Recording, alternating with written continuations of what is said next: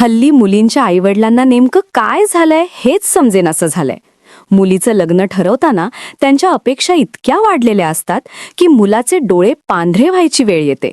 जावयाला सरकारी नोकरी हवी, फक्त नोकरी नव्हे तर मोठ्या पदावरची हवी, पगार भरपूर हवा, गावाकडे जमीन हवी, शहरात फ्लॅट हवा, चारचाकी गाडी हवी, भविष्यात अजून मोठं पद मिळणार याची खात्री हवी, आईवडिलांपासून वेगळं राहण्याची तयारी हवी, मुलगा नम्र, आज्ञाधारक आणि मुलीला राणीसारखं ठेवणारा हवा.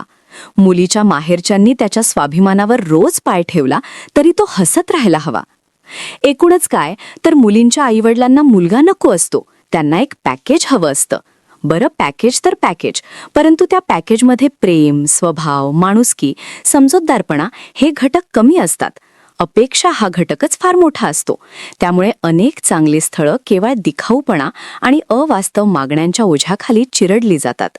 म्हणूनच आजकाल लग्न ठरवण्याचा कार्यक्रम म्हणजे दोन कुटुंबांचं मिलन कमी आणि एखाद्या उमेदवाराची उच्चस्तरीय चौकशी जास्त वाटते.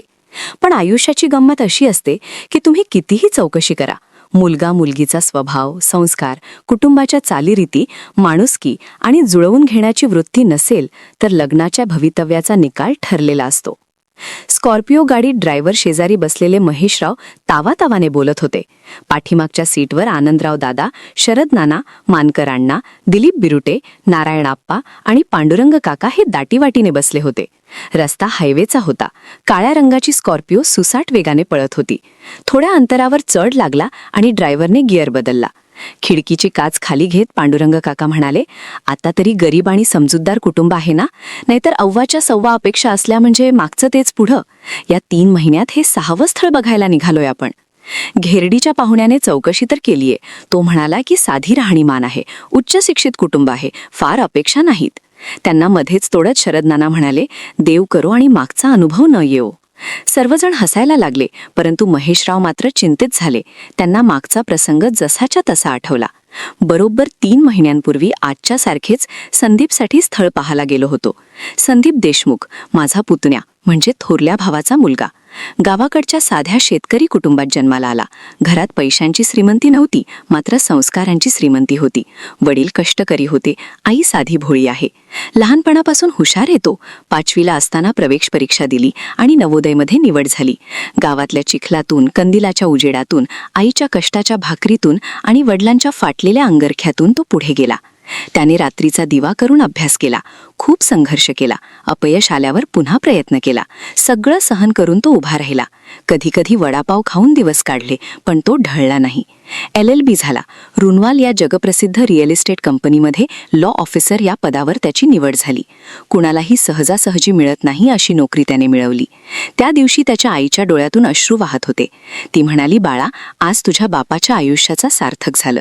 त्याने आईच्या चरणी माथा टेकला. उठून म्हणाला, आई, मला अजून खूप पल्ला गाठायचा आहे. मी स्पर्धा परीक्षा देणार, नक्की क्लास 1 अधिकारी होणार. संदीपच्या यशाने गाव उजळलं. नातेवाईकांची गर्दी वाढली. ज्यांनी पूर्वी वडिलांच्या माघारी याचे काय होणार असे प्रश्न उपस्थित केले होते, तेच आता म्हणू लागले, आमचा संदीप साहेब झाला. आणि मग सुरू झाला लग्नाचा विषय. स्थळं येऊ लागली. फोटो, बायोडेटा, चौकशा, नातेवाईक, मध्यस्थ. जणू मुलगा नव्हे तर एखाद्या मालमत्तेचा लिलाव सुरू आहे असा भास व्हायला लागला. कुणाला सरकारी नोकरी हवी होती, कुणाला मोठं घर हवं होतं, कुणाला शहरात फ्लॅट हवा होता, कुणाला मुलगा दिसायला गोरा हवा होता, तर कुणाला अजून वरची पोस्ट मिळणार आहे ना याची खात्री हवी होती. संदीप मात्र शांत होता. तो आईला एकच म्हणायचा, आई, मुलगी स्वभावाने चांगली असावी. घर गरीब असो, श्रीमंत असो, मला काही फरक पडत नाही, पण स्वभाव आणि संस्कार महत्वाचे. आई हसायची, तुझ्यासारखा साधा मुलगा आहे म्हणून हे बोलतोस, पण जग इतकं साधं राहिलेलं नाही रे. आईचं ते वाक्य किती खरं आहे याचा अनुभव त्याला लवकरच यायला लागला. एके दिवशी गडहिंग्लज गावचं स्थळ आलं. मुलगी पदवीधर होती, दिसायला छान. घरची परिस्थिती बेताची. वडील एका छोट्या सहकारी संस्थेत कारकून, आई गृहिणी. नातेवाईकांच्या माध्यमातून बोलणी पुढे गेली. मुलगी चांगली आहे, मध्यस्थाने सांगितलं. घर जरी साधं असलं तरी लोक थोडे चौकस आहेत, पण तुमच्या मुलासाठी योग्य स्थळ आहे, जमून जाईल. आजकाल थोडीफार चौकशी सगळेच करतात. आम्ही गडहिंग्लजला गेलो. रतन बापू मध्यस्थी होते. आमची वाट पाहत ते बसस्थानकावर उभे होते. आम्ही बसस्थानकावर गेलो, त्यांना गाडीत घेतले. थेट मुलीच्या घराकडे गेलो. रतन बापूंनी मुलीच्या अंगणातच गाडी उभा केली. आम्ही खाली उतरलो. घर साधंच होतं, पण अंगण मात्र ऐसपैस होतं. अंगणातच उजवीकडच्या कोपऱ्यात नळ होता. आम्ही हातपाय धुतले. तोपर्यंत गोविंदराव बाहेर आले. रतन बापूंनी त्यांची ओळख करून दिली. म्हणाले, हे मुलीचे वडील. आम्ही सर्वांनी नमस्कार केला. त्यांच्या मागोमाग आत गेलो. छोट्या हॉलमध्ये बरेच लोक बसले होते. काही महिला पण बसल्या होत्या. ते सर्वजण नीटनेटके बसले होते. रतन बापूंनी दोन्हीकडल्या लोकांच्या एकमेकांची ओळखी करून दिल्या. वातावरण सैल झालं. तोपर्यंत चहा आला. चहा घेत घेत पाऊस पाणी, शेतमालाला दर अशा ओघाने गप्पा सुरू झाल्या.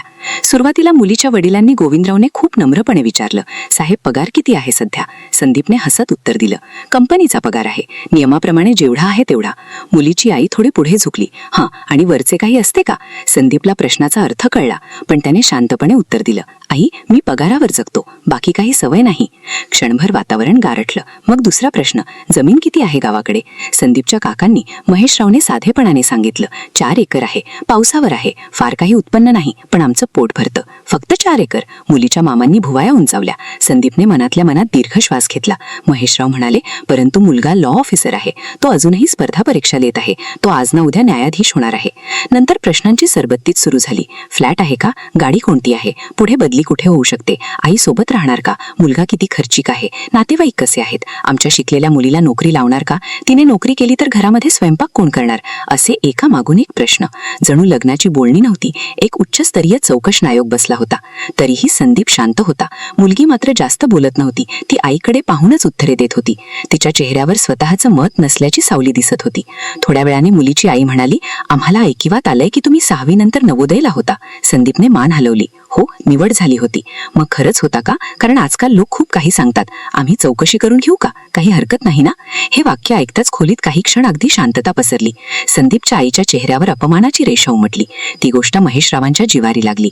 संदीपच्या आईच्या चेहऱ्याचा रंग उडाला. रतन बापू तर खूप अस्वस्थ झाले. त्यांच्या चेहऱ्यावर स्पष्ट नाराजी उमटली. संदीपने मात्र हळूच पाण्याचा ग्लास उचलला, एक घोट घेतला आणि अतिशय स्थिर आणि शांत आवाजात म्हणाला, चौकशी जरूर करा. 6वीला नवोदयला होता की नाही तेही तपासा. 6वीतल्या प्रगती पुस्तकापासून ते 12वीच्या मेरिट लिस्ट पर्यंत सगळं पहा. आमची काही हरकत नाही. महेशरावांनी अजूनही खाली मान घातली होती. मुलाच्या कष्टाची, मुलाच्या प्रामाणिकतेची, घरच्या संस्कारांची, सगळ्याचीच जणू खिल्ली उडाली होती. त्यांच्या आयुष्यभराच्या कष्टाला, मुलाच्या प्रामाणिकपणाला, घरच्या संस्कारांना जणू कोणी उघडपणे संशयाच्या कचऱ्यात फेकून दिलं होतं. मुलाच्या सध्याच्या नोकरीबाबत, पगाराबाबत चौकशी करणं आपण समजू शकतो, परंतु तो 5वीला असताना काय करत होता, 6वीला असताना मार्क किती होते याची चौकशी करणं म्हणजे हास्यास्पद गोष्ट होती. कोणी काही बोललं नाही. त्या भेटीचा शेवट औपचारिक हसण्यात झाला. घरी परतल्यावर आईच्या डोळ्यात पाणी आलं. संदीप बाळा, एवढं सगळं करूनही आपल्याला लोक मोजतात, जमीन, पगार, नवोदय, वरची कमाई. संदीपने आईचा हात धरला. आई, त्यांना काय मोजायचं ते मोजू दे. आपण स्वतःला विकायला बसलो नाही. तू कशाला काळजी करतेस? दुसऱ्या दिवशी मध्यस्थाचा, रतन बापूंचा संदीपला फोन आला. त्यांना काय सांगू साहेब, मुलीकडून अजून थोडी चौकशी बाकी आहे. नवोदयची खात्री, पदाची खात्री, पुढे प्रमोशनची शक्यता. त्यांना थोडा वेळ द्या. बाकी त्यांना स्थळ बऱ्यापैकी पसंत आहे. संदीपने निर्विकारपणे उत्तर दिलं, नको बापू, मला अशा प्रकारची मुलगी पण नको आणि अशा प्रकारची मुलीचे आईवडील पण नकोत. फोन कट झाला. त्या एका वाक्यात त्याने फक्त नातं नाही तोडलं, तर स्वतःचा स्वाभिमान वाचवला. स्कॉर्पिओने वळण घेतला आणि एका हॉटेलसमोर गाडी थांबली. महेशराव विचाराच्या तंद्रीतून बाहेर आले. शरद नाना म्हणाले, वॉशरूमला जाऊया, थोडा चहा घेऊया, म्हणजे फ्रेश वाटेल. टेबलवर चहा आला. सर्वजण चहा घेऊ लागले. चहा घेत घेत महेशराव म्हणाले, हे स्थळ घेरडीच्या विलास नानाने सुचवले आहे. त्याने स्वतः जाऊन खात्री केली आहे. मुलीचं नाव वैशाली आहे. वडील किराणा दुकानात अकाउंटंट आहेत. आई शेतमजुरी करते. मुलगी BA झालेली आहे. बोलण्यात गोडवा आहे, वागण्यात साधेपणा आहे, अत्यंत मनमिळावू आहे. रोज संध्याकाळी आजी आजोबांच्या फोटोसमोर दिवा लावल्याशिवाय घरी कोणी जेवत नाहीत. वारकरी संप्रदायाचा वारसा आहे. अत्यंत सुसंस्कृत कुटुंब आहे. त्यामुळे गेल्या वेळेसारखा आपल्याला अनुभव येणार नाही, काळजी करू नका. बाहेर येऊन सर्वजण पुन्हा गाडीत बसले. गाडी रस्त्याला लागली. ड्रायव्हरने गाडीचा वेग वाढवला. तोपर्यंत महेशरावना संदीपचा फोन आला. मी परभणीत पोहोचलो आहे. तुम्ही कुठेपर्यंत आला आहात? आम्ही अर्ध्या तासात पोहोचतोय. अंगणातच सर्वजण स्वागतासाठी उभा राहिले होते. महेशरावांसह सर्वजण गाडीतून उतरताच विलास नानांनी नमस्कार केला. पाहुण्यांचे मनापासून स्वागत केले. हातपाय धुवून सर्वजण आत हॉलमध्ये येऊन बसले. स्वच्छ रंगीत सतरंजा अंथरल्या होत्या. खिडकीचे पडदे वाऱ्याने झुळझुळत होते. माझ घरातल्या रेडिओवर मंजूळ प्रसन्न संगीत चालू होते. सुरुवातीला थंडगार सरबताचे ग्लास आले. सर्वांनी सरबत घ्यायला सुरुवात केली. विलासरावनी सर्वांची ओळख करून दिली. ही मुलगी, हे मुलीचे वडील जयंतराव, ही मुलीची आई, हे मुलीचे चुलते, पलीकडे बसलेले मुलीचे 2 मामा. जयंतरावनी सर्वांना नमस्कार केला. केला. म्हणाले, मुलगा आणि मुलगीचा स्वभाव आणि विचार जुळणे गरजेचे असते. त्यामुळे आपण एकमेकांना काही विचारण्यापेक्षा त्यांनीच एकमेकांना प्रश्न विचारावेत. जयंतरावचे म्हणणे सर्वांना पटले. सर्वांनी माना डोलावल्या. काही मोजके प्रश्न झाले, उत्तरे झाली. शेवटी वैशालीने संदीपला फक्त एवढंच सांगितलं, तुम्ही खूप मोठी परीक्षा पास झाला. एवढ्या मोठ्या पदावर असूनही गाव सोडलं नाही, आईला सोडून वेगळं राहण्याचा विचार केला नाही. हे मला खूप आवडलं.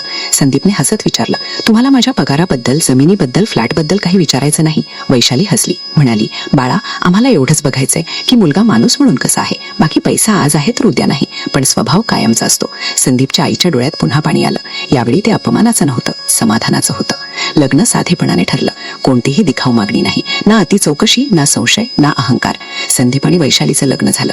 वैशाली घरात आली आणि घर बदललं. तिने संदीपच्या आईला स्वतःची आई मानली. गावाकडचं घर स्वच्छ, उबदार आणि जिवंत झालं. घराला घर पण आलं.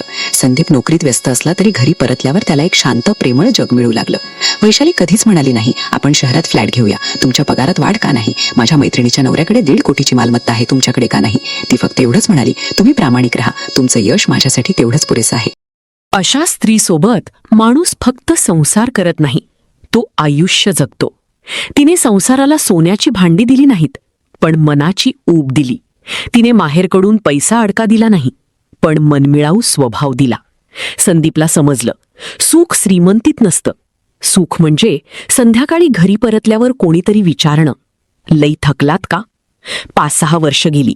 संदीप कंपनीत उत्तम काम करत होता. कालच एक मोठी 9 हेक्टरची साईड मिळाली होती.